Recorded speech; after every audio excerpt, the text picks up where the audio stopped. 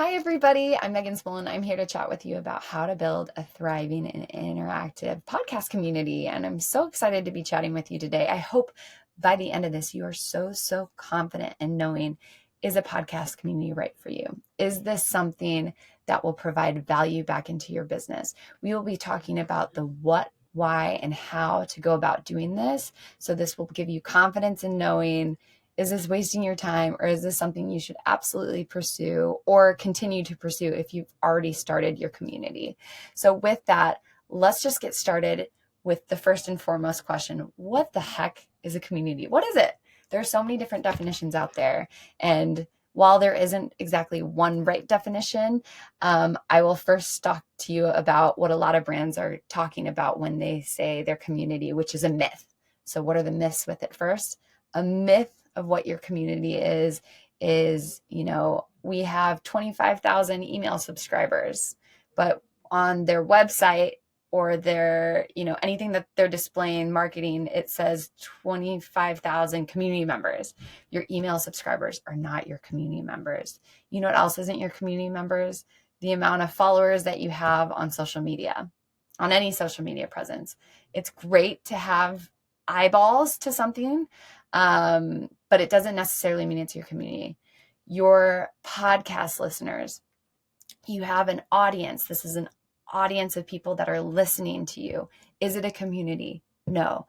A community is a safe and supportive place that connects, that offers connection and engaging with one another. So if there is a spot where people have a common purpose to come together on or offline, that is a community.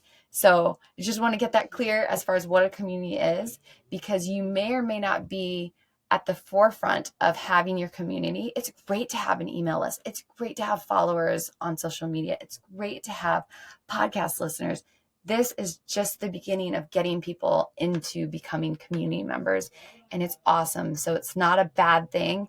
It's just not necessarily the actual number of what your community is, which is mostly how it's portrayed a lot when it comes to marketing, as far as, what your community is. Sometimes it's adding all of your social media followers together on different platforms, and you can say that's your community number. But a lot of them are duplicates, and a lot of them may or may not be actually community members. So why should your podcast community exist? Let's just figure this out now.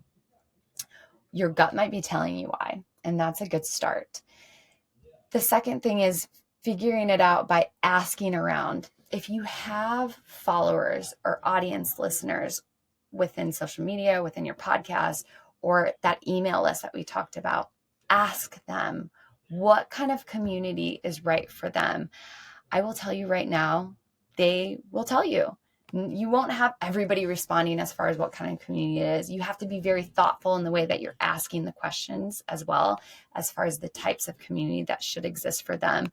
But I will tell you, if it's asked in a way that brings value back to your community members as to why they want it to exist, your potential community members, they will tell you, and there will be a common theme as far as what your North Star of what your community should be and what people want out of it.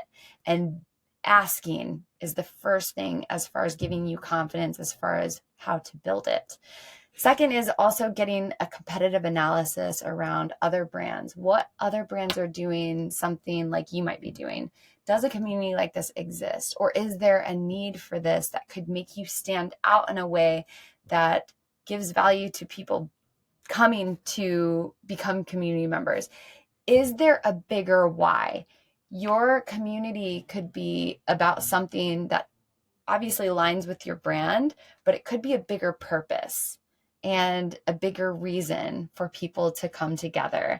And that also heightens the reason for your brand. The reason why community is so important, once you get them in, is you can retain them. It's not just this one-off view that you get on your website, or this one-off follower that may or may not know who you are, or a one-time podcast listener.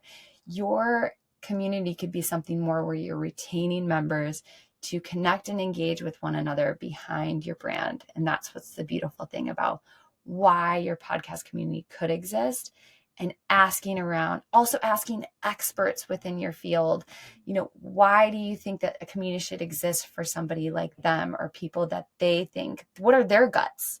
Figure out, what they think, and maybe it'll align with all the other people that you're asking. If you have employees, internally ask them as well. Why should a community exist?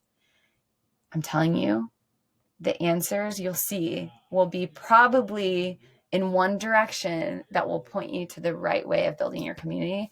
And that will be so helpful for not only your community, but your value proposition, how you're talking about your brand, what you put within your site, why your brand should exist, because it's a bigger why. And so I hope that helps you figure that out. And just being clear with that is so, so, so important. So I've said value a lot. What kind of value would a podcast community bring to your audience? Value is a big one, right? There's a lot of different ways that can bring value back into your brand. I'll share a list. One is membership signups. That's a big one. Converting them over to becoming members and keeping them. Increased customer retention, brand awareness, account expansion, retention and satisfaction, account expansion, reduce support costs, crowdsource innovation. There's so many. It's almost overwhelming how many reasons. So the best way to go about doing this is identify one business challenge that would help with your community first. Focus on one first, not all of them. There's a lot of ways that can help, but focus on the one that helps community members want to be a part of your brand, and that would help your business thrive. And that is how you can figure out the value. There's a lot more into that as far as bringing it back to your ROI, but that's kind of the start of it. Then how to build a community based on your business needs. How the heck do you do it? There is an acquisition funnel that is so important, that is usually focused on the first 2 of the 5 parts of this acquisition funnel, where you feel like you have your community members, but there's so much more. So the acquisition funnel starts with acquisition. How are you finding people? 2, your conversion. How are you converting members? 3, onboarding. How are you onboarding members? 4, engagement. 5, retention. So let's go back up to acquisition. How are members finding you? Through your podcast, through the blogs that you're creating, through your social posts that you're creating, through Google search, organic or paid. There's so many different ways that people can find your brand. That is the beginning of eyeballs to the brand awareness of who you are and why you exist. It's hard to do. But second, conversion. How are you converting people when you're speaking to people?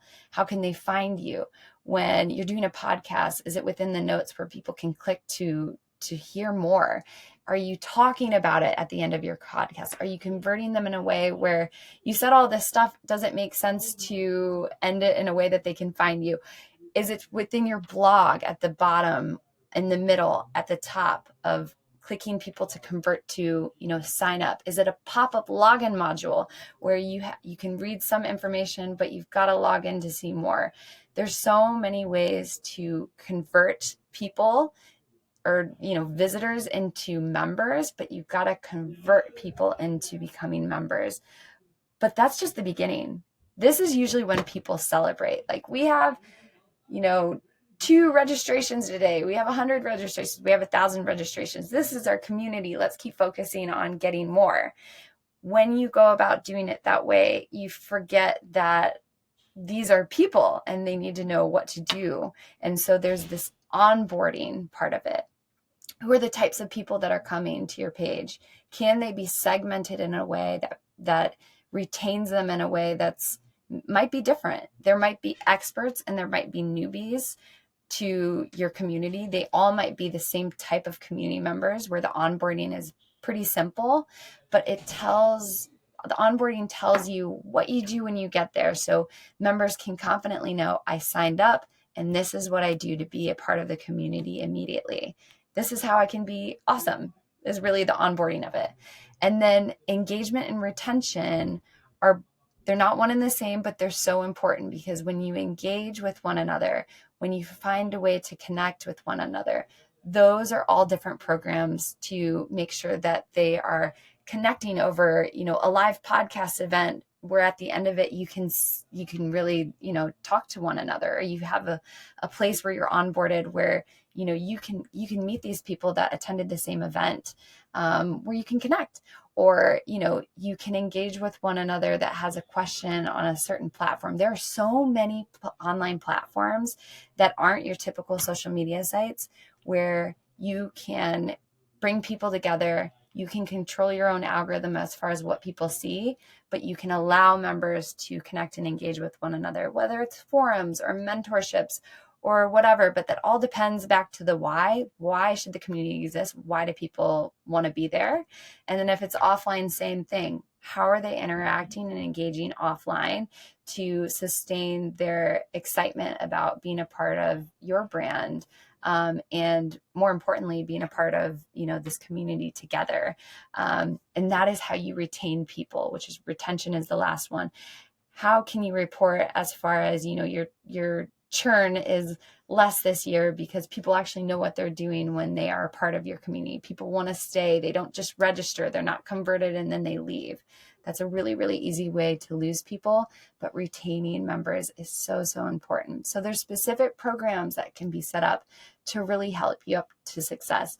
I hope that by the end of this, that you are confident, excited to learn more. I hope that this was so, so helpful for you in figuring out if this is something at least right for you. But there's a lot of ways to, really figure out how to build an interactive and thriving podcast community. And this will hopefully set you up for success. Thank you so much for your time. It was so great speaking to you today, and have the best rest of your day. Thanks.